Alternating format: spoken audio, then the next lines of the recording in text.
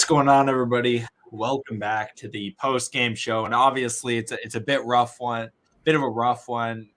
Just because not because it was close, but because of obviously the Lamar Jackson injury, and just you always hate when your player goes down like that. So that was rough. But shout out to Tyler Huntley.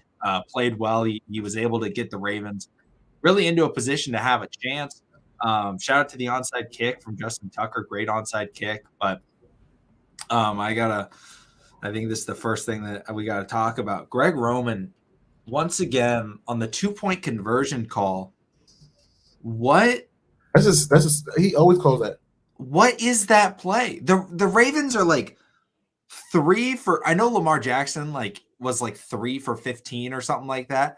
The Ravens, I swear, have the worst play calling on 2-point conversion attempts. I liked going for it. I felt like that made sense, but it's just another situation where there was only one route on the field really going for something, and it was Hollywood. Shout out to Howard for coming into the stream. Good to see you.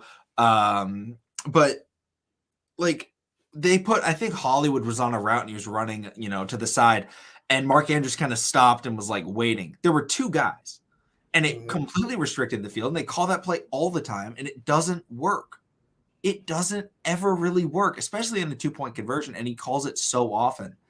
And that it just made no sense with that play call. Allow Tyler Huntley to step back in the pocket, and if there's nobody, let him run it. But when you call that designed run, it shrinks the field and takes away, his ability to use his legs because they're expecting him to roll out. And people are saying if Huntley doesn't overthrow Hollywood twice, we win the game. Yeah, he missed Hollywood. Unfortunate. He's had a problem hitting Hollywood. He doesn't have that chemistry with him really at all. He missed him in the Bills game in the playoffs, but he also made some great throws. Most specifically to Rashad Bateman, who had his first career touchdown, but for some reason didn't have his first career touchdown. What was that? Honestly, I don't even understand what that was. I definitely feel like that was a touchdown. I mean, he got the position, he moved forward, he got to the end zone. It looks simple to me. I don't understand what that was. I mean, I'm glad that we were still able to make the touchdown, but I mean, at the same time, man,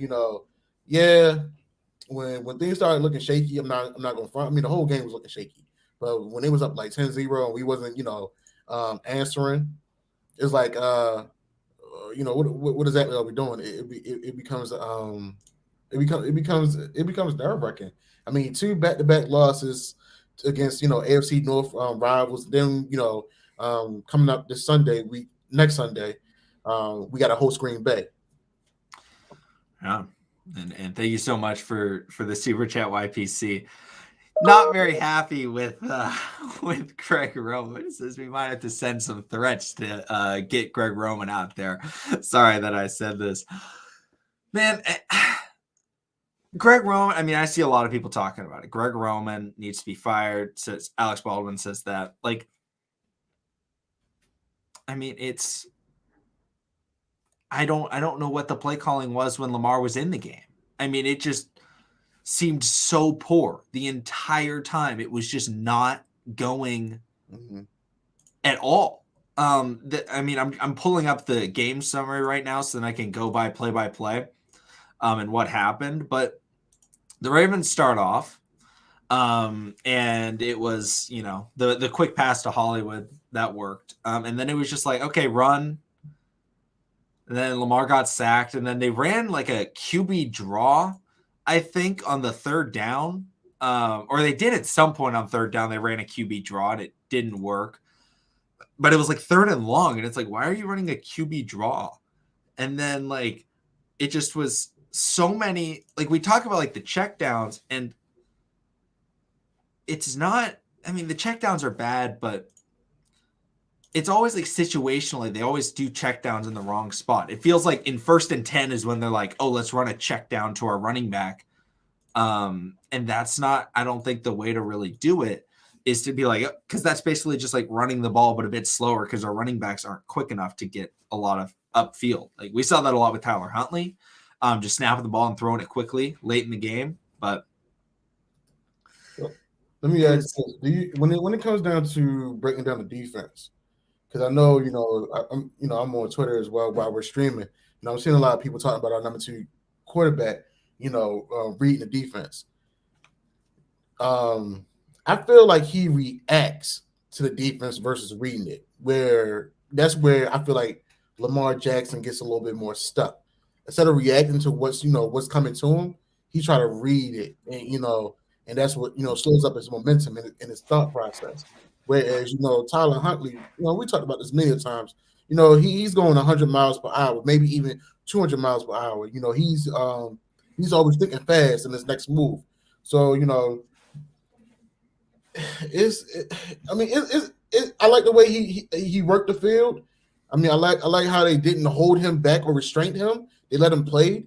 I mean, the only thing that really hurt him in my opinion, was the 2 overthrown plays and those 2 fumbles. I mean, but outside of that, I feel like he played a solid game enough to, he obviously showed that he can will us back into a win. Do I agree with the 2-point conversion? Hell no. We had enough time to go ahead, work it out, get a field goal. We see the onside kick worked in our favor. We could have went ahead, got another touchdown. I mean, we still would have been down by 1, but still, hey, I still like our chances with more time on the clock. And another thing, it seemed like, within the last 5 minutes, we didn't move with the urgency that we needed to. Oh, not at all. It really stressed me out. I mean, it was 2:06.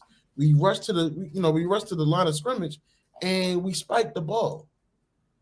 And then when we get under the 2-minute warning, we still didn't move with any urgency. I just don't get it. I don't understand it. I know we always talk about let go Roman, let go Wink, let go Hall, but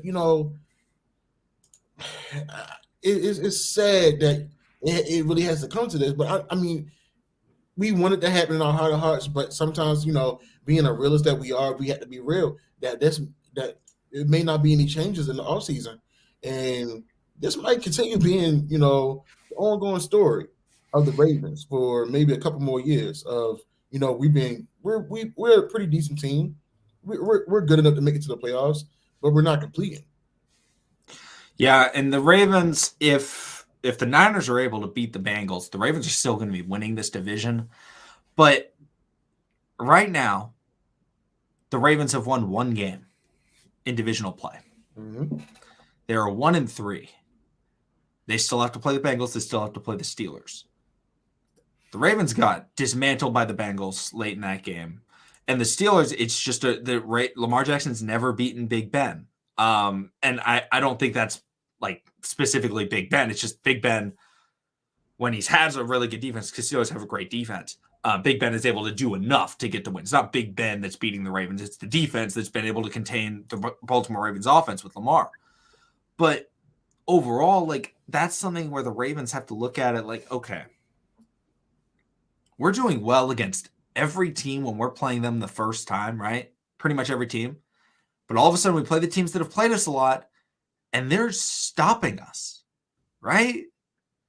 They're stopping this scheme. They're stopping Greg Roman every single time. Like when we beat Cleveland, we put up 16 points.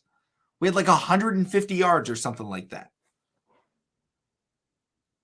That shows that it's not working because the teams that play you consistently have figured it out. And if Greg Roman doesn't get fired, Eric DeCosta needs to step in and say, I'm sorry, John. We need to do something else. I think that's the only way.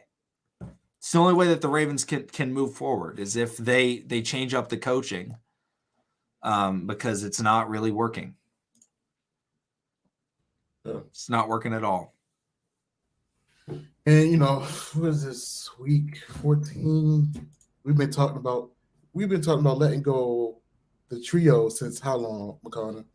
I think week 1 of the season, maybe before that. Yeah, I think it's sad that every week we had to have this conversation. It's really I'm not gonna say depressing, but it damn sure gets to you being a fan because it's like as a fan, you see what's going on. Yeah, we're not there in the field. Yeah, we're not there at Owens Mills. We're not at the practice facility and all that. But we hear enough, we see enough, we read enough to have an understanding. Like, yo, something needs to give. But it's like when you got those relationships and stuff built, it's like y'all don't want to cut ties. I just don't. I don't understand it. I think that's what has me mind boggled. Shame. This is something we kept on communicating.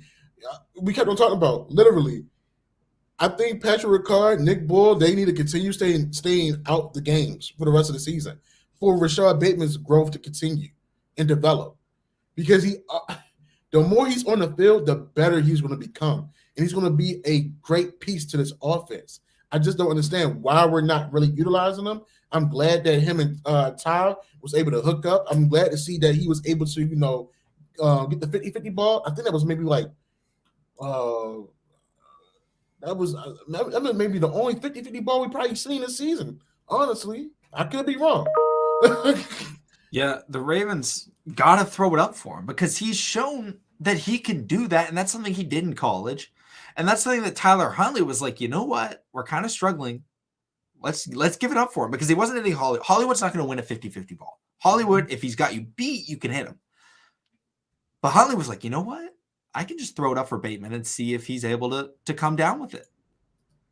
And he was. Multiple times he did it. Actually every time he did it because that's the type of guy that he is. It's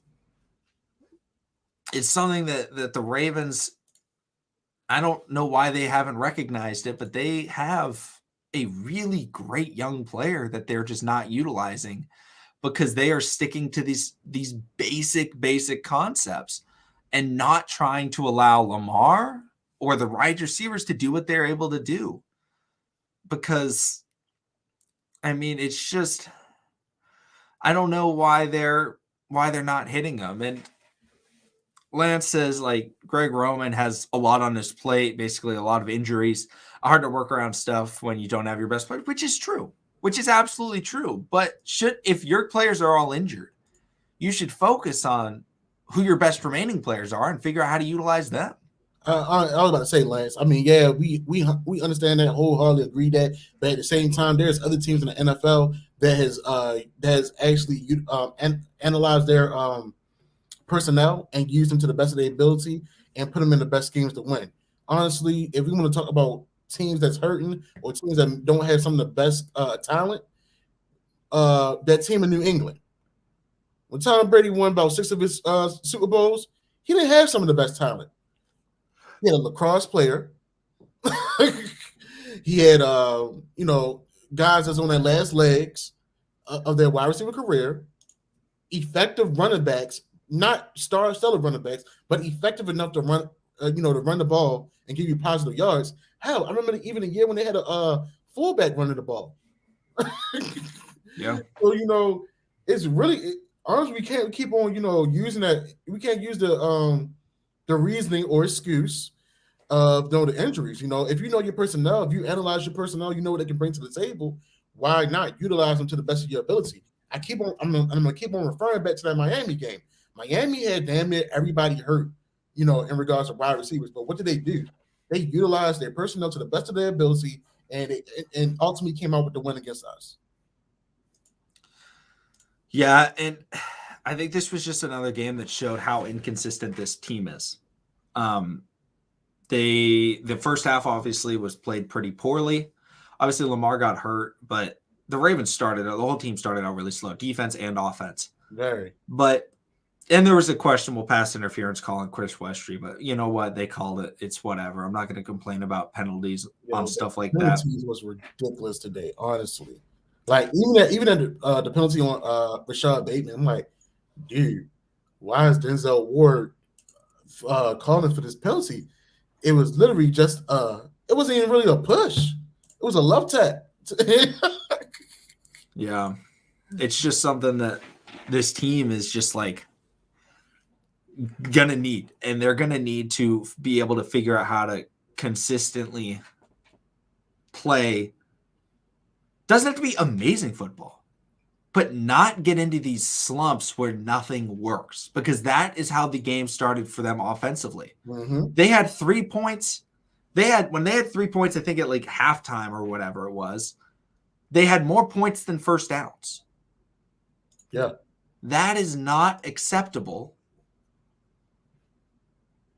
for a football team that is supposed to have a terrific offense, a prolific offense, an explosive offense, and they're not doing that because they're trying to get like 1 yard every play. It seems like half the plays Greg Roman designs, they're either, it needs to be a 50-yard bomb, and that's all the routes, or it's like, every pass is a 1 yard pass or something like that, and it's not going to go anywhere. And so they're stuck in 2nd and 9 and then 3rd and 8. And it's all coming down. I think Glock has a great point. It's all coming down to the very end of the game because they're so inconsistent, and they have to be playing really well at the end of the game if they want to have a chance. And also, side note, y'all, I'm on Twitter right now. Lacey DaCosta, she says she just want to block you people. I get the hurt and losing, but don't direct it at me. Listen, y'all, I know we all hurting, we all frustrated at these L's, but let's not start attacking people's family. Yeah. Let's definitely leave them out of it. Lacey loves, interacting with the Ravens flock. We love her energy and everything of that nature. Heck, even Marlon Humphrey's sister was another one that tweeted right before he got hurt last week, and was talking about already blocking people. But let's just be mindful and respectful of these guys' family. We all have family. We don't want we don't want anyone, attacking our own family. So let's not do it to others. It's a great point, Lance. I mean, it's true. I mean, we've been saying this for a while because Greg Roman's running the same offense he ran with Colin Kaepernick. The issue is he's just got a significantly better quarterback. And I think that, this is true. It's not 100% on Greg Roman. I mean, there is some blame to be put on Lamar. He's not perfectly executing every play that Greg Roman comes out with. But we just feel like a better system could utilize his skill set a little bit more. I think Lamar helps Greg Roman a heck of a lot more than Greg Roman helps Lamar.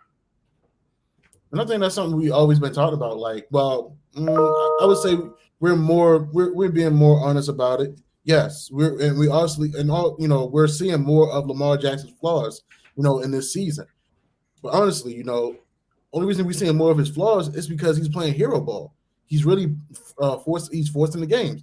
And whereas McConnell DTM, he's doing too damn much. So it's like, you really got to at this point, if I'm Lamar Jackson, I'm making a business decision. I'm gonna do enough to keep my team in the game, but I'm still going to take care of me. And it's sad for guys to take. I know people get upset, about guys taking that type of mindset, but this season has not been the best. Hasn't been the best for Lamar. Hasn't been the best for the Ravens defense. Hasn't been the best for nobody in that Ravens organization.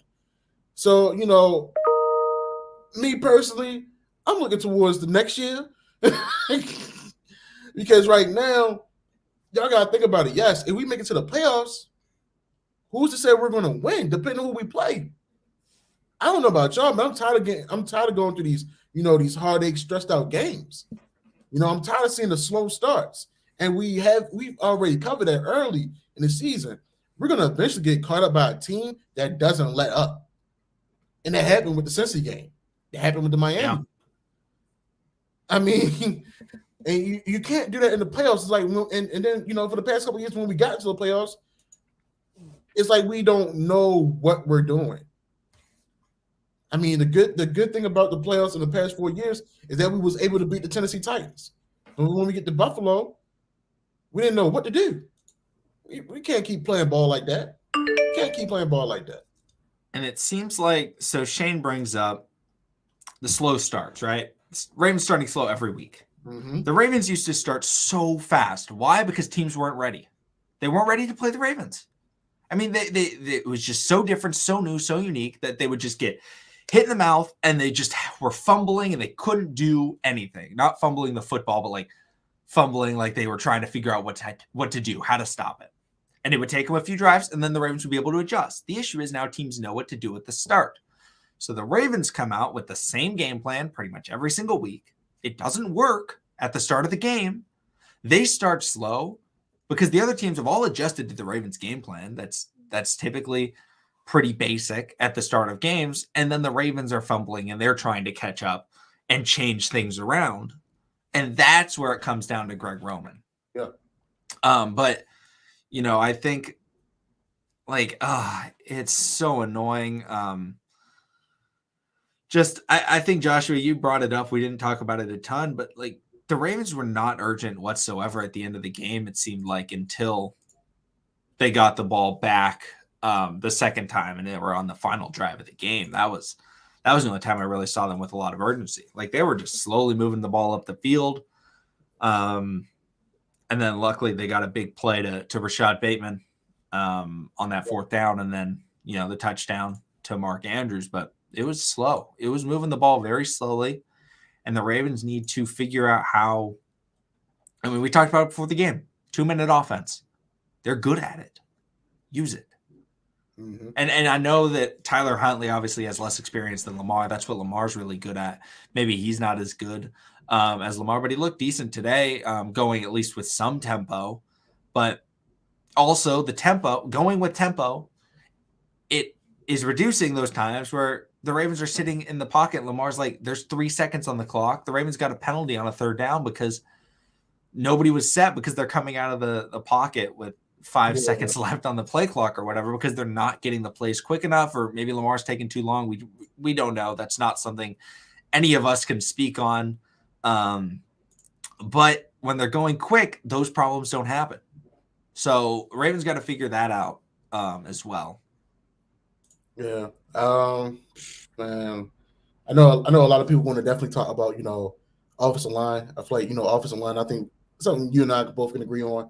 That is a big staple. The thing is how it's going to look. Do you go out there and draft the right tackle off the rep? Do you get a swing tackle in the draft around the third round? For possibly Ronnie Stanley, where they can come in immediately and make an impact. Because me personally, I want Ronnie Stanley to fully heal and come back stronger than ever. Honestly, yes, I was glad to have him for the first game, but I feel like him and the organization rushed it. And, we end up biting the bullet. Yeah, I mean, the Ronnie Stanley situation sucked, but hopefully we're able to find someone else or someone new that the Ravens can do in the draft or something like that. And I think that's something that we're going to really have to look into when the season ends, because Lamar Jackson, it's announced he has a sprained ankle. Don't know the timeline on that. Hopefully he's out. But if he misses significant time, that's going to make it very difficult. That's going to make it hard. But I don't know. What do you guys think? Do you guys have any other questions for us? I know other games are going on. Cincinnati's playing right now. The Bills are playing right now. Some big games are on right now. But it's funny. Jeff Zerbiak said Harbaugh said that Lamar Jackson has a sprained ankle. Someone else tweeted back, say, Ravens fan 86. They said, I say let him go on IR with our ragtag O-line and number of key injuries.